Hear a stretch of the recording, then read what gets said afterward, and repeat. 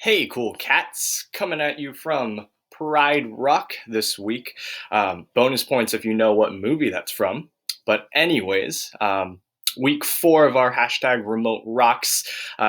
Hopefully, you are staying healthy, staying safe, but still getting outside, enjoying each other, your families, but staying active, right? I know it's been a little cold this week. Hashtag Ohio weather, but shouldn't stop you from getting outside, running around, and getting just a little bit of exercise. It's never a bad idea. Okay, but before we get started on our week 4 stuff, I've got our 3 riddles for this week. So buckle up, let's go. Uh, First one: what 5-letter word, no matter how you pronounce it, is pronounced wrong? 5 letters, always pronounced wrong. Answers in 3, 2, 1. The word wrong. Ha.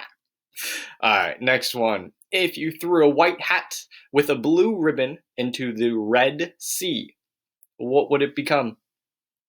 White hat, blue ribbon, Red Sea. Mix those 3 colors. What would that hat become? It becomes wet because you're throwing it into water.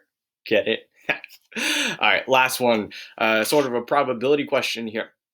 There is a town where 5% of the people living there have unlisted phone numbers. If you selected 100 names at random from the town's phone directory, on average, how many of those people would have unlisted phone numbers? And answers in 3, 2, 1. There is a 0% chance that they are unlisted because if you're looking them up in the directory, they have to be listed. Got you on that one. All right. Anyways, again, week 4 of our circles. This is our last week. I know we've been, 4 weeks already on circles. Must feel like we're going round and round, right? Get it? Ha! Circles, round. Anyways, I'm funny. Anyways, let's go ahead, get started. Our last week on circles. Next week we'll move on to 3-dimensional, but we do want to finish up here. So let's go ahead and take a look at these notes here. Okay, so week 4 circles, what are we looking at? Okay, we are standards for this week: derive and graph the equation of a circle in standard form. And then given a center and a radius, write that equation of that circle. And then graph a circle given the equation in general form. Now, if you notice a theme here, we're looking equation, we're looking equation, we're looking at graph, right? Graph. So we're kind of going to the algebraic side of things. For the past 3 weeks, we've been looking at if I just have this circle and we give you some numbers on that circle, what can we do with them? Now we're saying, what happens if I take those circles and I plop them onto a grid? Okay. Now, why do we want to do this? Well, if you think about a lot of what you do in algebra, a lot of what we've actually done in geometry, we've taken our shapes, we've put them onto grids and modeled them in equations and graphs. I think those are very useful tools because then you can have sets of data and you can plot them and see, okay, what makes sense, right? In today's world, you have a lot of graphs that you're looking at on TV with our curves and everything. So it's a useful thing to be able to do. Now, in order to graph a circle, okay, and we want to derive this equation, so we need to kind of look at what is a circle. All right, got to go back to the bare bones definition. Well, the definition of a circle, remember, it's the set of all points in a plane that are equidistant from a given point called that center. So if I think about this circle that we have here, all right, we have a center, we have all of these points, all these red dots on the outside. That is where the circle exists, and that's only where the circle exists. The circle's not out here, it's not inside here, it's only on the outside there. That is equidistant. Now, that distance we know is called the radius, right? I have this blue radius. I have this green radius, this light blue radius, this yellow radius. Now, what do we know about all those radii? We know that they're all the same. So every single one of these points, and there is an infinite amount of points, they're equidistant. So I want to come up with an equation that satisfies every single one of those points. So let's think about how do we do that? Okay, so knowing that definition, that a circle is the set of all points equidistant from a center, I want to come up with what we call the standard form. Okay, so the standard form of an equation of a circle whose center at 0, 0, the origin, and has a radius of r. So if I'm looking at this picture here, okay, we have our center at 0, 0, and we're saying, okay, what happens if I have a radius of r here? Now, I want to come up with a point, x, y, that satisfies every single point along this circle. So not just that point. I could say xy is over here. I could say xy is down here. I could say xy is down here. Any single point, I have to come up with an equation that satisfies that. Okay. If that's confusing to you, go back to algebra 1 and let's think about, okay, if I have this equation y equals, let's say, x plus 2.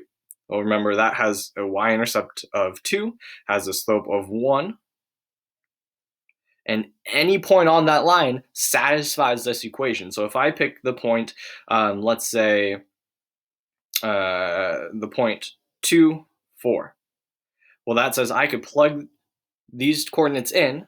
So 4 would be my y, 2 would be my x, plus 2. So 4 equals 4. Boom, that checks out. So that point is on that line. Okay, so any point that you choose on this line would satisfy that equation. Well, that's the same case for our circle. Okay, so any point that I pick on this circle has to satisfy the equation we come up with. So let's think about what we can do here. I'm going to focus on this point in the first quadrant. Now, if I draw our coordinates here, okay, what kind of triangle do I have? Well, I have a right triangle. Now, what are the sides of that right triangle? Well, if I think about this point here, xy, if you graph the point xy, that says I move left to right x and I go up and down y. So in this case, this is our x and this is our y. So I can label those appropriately, x, y. So now I have three sides of a right triangle. Well, as we know in geometry, when I have three sides of a right triangle, I have an equation that relates those three sides. That is what we call Pythagorean theorem, right? A squared plus b squared equals c squared. So let's go ahead and fill this out based off of what we know here. Well, a we could call x, so x squared. B we could call y, so y squared. And then a c is our radius, so r squared. So this is our equation. Okay, so the standard form of an equation whose center is at 0, 0 and has a radius of r is x squared plus y squared equals r squared. Okay? It's essentially just Pythagorean theorem. Now that would work for any single one of these points. Okay? So let's look at some examples here. So I want to graph the circle whose equation is x squared plus y squared equals 9. Now the only tricky part here, okay, if you recall what we just wrote down, x squared plus y squared equals r squared. That is our equation of our circle. Okay. If you notice, the r is squared. That's on the right-hand side. So if I look at this equation here, x squared plus y squared equals 9, okay, that's going to first tell us that we have a center at 0, 0. But then on the right-hand side, we have a 9, which is, in this case, is saying 9 is equal to r squared. Okay. Well, so what is r? Well, if I want to get r by itself, I need to take the square root. So I have r is equal to 3. Okay, so that's the only tricky part. When you're looking at this equation, this last term is not your radius. That's actually your radius squared. So what you have to do is take the square root, and then you get your radius. Okay, but once I have that, it's pretty quite simple. I go from our origin, because that's our center, and I go over 3, I go up 3, I go left 3, I go down 3. Now I could go diagonally 3, but again, as we know, it's hard to count that. Okay, so but once I have those 4 points, then I can just connect those dots. That's a terrible circle. If we were in class, it wouldn't be any better. Fine, let me go ahead and redo that. So I got circle, circle, circle, circle. All right, somewhat better. But we know that's a radius of 3, center at 0, 0. Okay? All right, now we can go backwards. Given the center, given the radius, I can then write the equation. Well, if we know center is at 0, 0, right, that automatically tells us x squared plus y squared. We'll see how does that change in a second. Okay, but that equals, remember, this is r squared. So I would take the 2 and I would square it. Now, if I could technically leave it like that, that's right, but we're never going to see 2 squared in an equation. So what is 2 squared? Well, that's 4. Okay, so there's our equation. Well, I could do the same thing down here, write an equation of a circle whose center is 0, 0 and has a radius of r equals radical 2. Well, same thing. If it's 0, 0, I have x squared plus y squared, and that's equal to, we take our radius and we square it. Okay, well, what is radical 2 squared? Well, radical 2 squared, remember there's radical, the 2 or the square, they cancel out, so that's equal to 2. So our equation here, x squared plus y squared equals 2. Okay. Now we could take those and we could graph them. We would essentially do the same thing. Graph it at the origin, go over 2 for that first problem, or go over radical 2 for the second problem. Now, our thinker question here is write an equation of a circle whose center is at 1, 3 and has a radius of 2. Okay. Now, that's going to be a little trickier because we're moving this circle, instead of being at 0, 0, we're moving it over 1 and up 3. So we have to do something to this equation. Okay. Now, how do we come up with that? So let's take a look here. I now have this just this generic circle, but it's now, instead of being centered at the origin, it's centered at what we call HK. And those are the 2 letters that we normally use for our centers. If we have circles, last year you dealt with parabolas, they were HK as well. Okay. But I'm moving it over H, I'm moving it up K in this case. I still have a radius, I still have a point XY. Right, but I still want to deal with this right triangle because I can move this right, or I can move this radius and I could still make a right triangle. Okay, so I'm going to figure out what equation satisfies this right triangle. Well, if I think about this horizontal distance here, right, how would I calculate that horizontal distance? Well, if I think about this point to this point, right, this point went over X, this point went over H. So what is that distance in between those 2 points? Well, I take the farthest I went minus the least that I went, okay? And so this distance here would be X minus H, right? So that would be how I calculate that distance. Well, then I also want to calculate what would this vertical distance be. Okay, well, if I think about this distance, I went up Y, and here, for this point, I went up K. Well, what is that distance? Well, again, I take big minus small, so in this case, for this side, we would have Y minus K. And those would be the 2 sides of this triangle. So then if I take those 2 sides, and again, it's a right triangle, so I can just plop it into our Pythagorean theorem. In this case, our A would be one leg. I'm going to call it X minus H. Our B would be the other leg, in this case, Y minus K. And then our C, again, is our hypotenuse, which hasn't changed. That is R. So this is what we call our standard form of our circle. And this applies to any circle, no matter where the center is. The previous example, up here, our circle had to be centered at 0, 0. Down here, well, our circle can be at 2, 3. It could be at -5, 7. doesn't matter. Or it could be at 0, 0. I would plug in zeros for h and k. I would be left with x and y. Now, one thing you want to be careful of here, if you notice in this equation, they're minuses, x minus h, y minus k. Well, in this case, I went right and then up. So it's the opposite. If you remember from last year when you were graphing and you found transformations, sometimes it was opposite, depending on the equation you were given.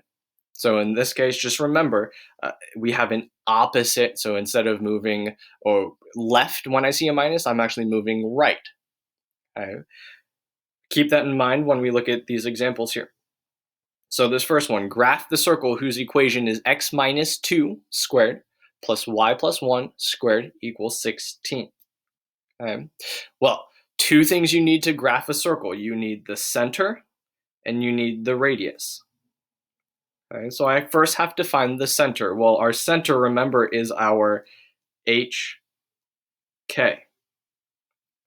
Right? So in this equation of x minus h quantity squared plus y minus k quantity squared equals r squared.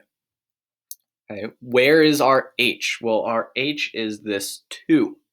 Now it's, remember, the opposite, so I would put, for my center, I would put in a positive 2.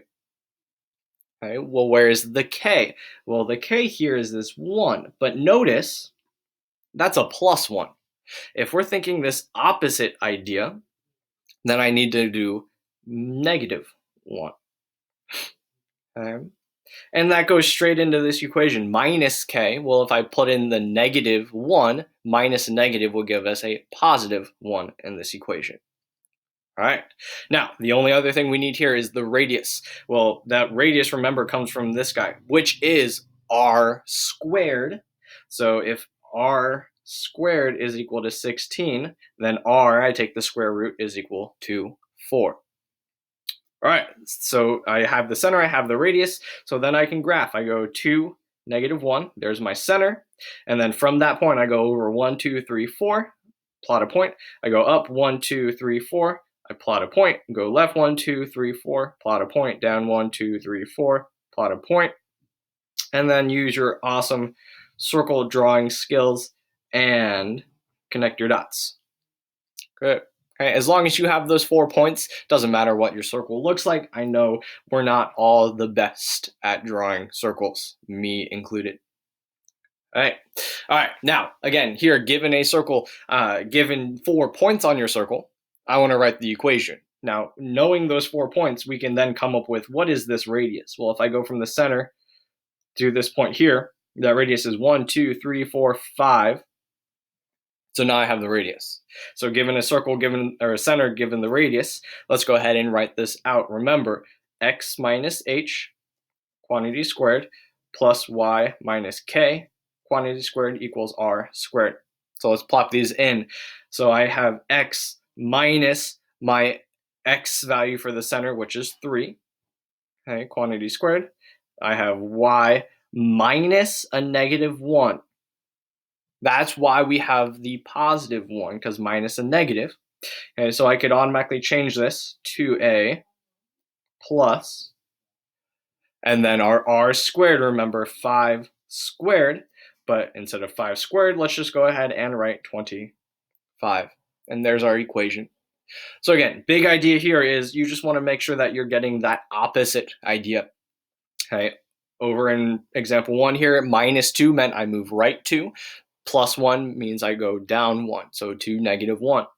Over here, we went right 3, so it has to be a minus 3. We went down 1, so it has to be a plus 1. Good. Okay.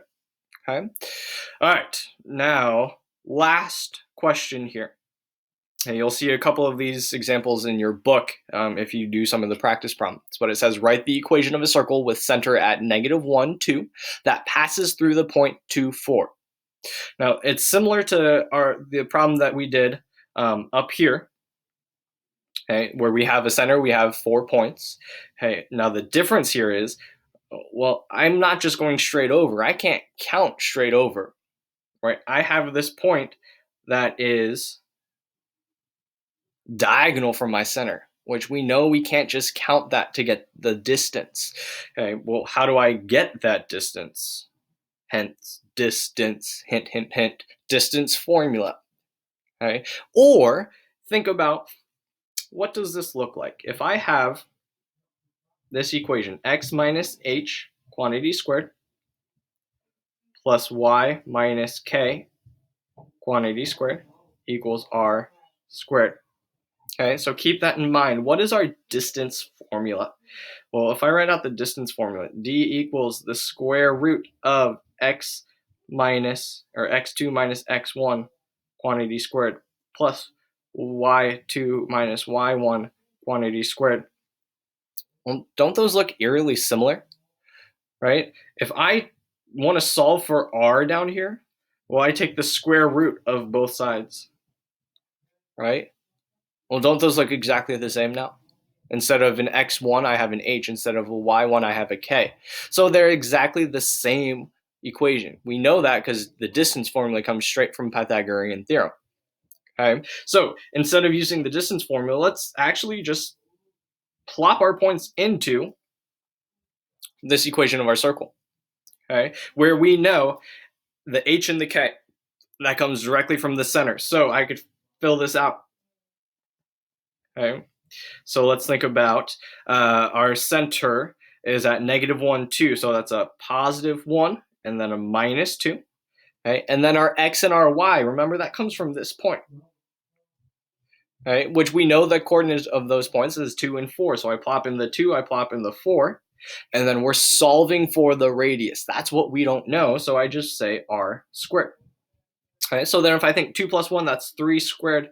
If I have 4 minus 2, that's 2 squared equals r squared. Solve this out. 3 squared is 9. 2 squared is 4. I have r squared. 9 plus 4 is 13. R squared. Now, I could solve this. Take the square root of both sides, so r is equal to the square root of 13. I'm not going to change that to a decimal.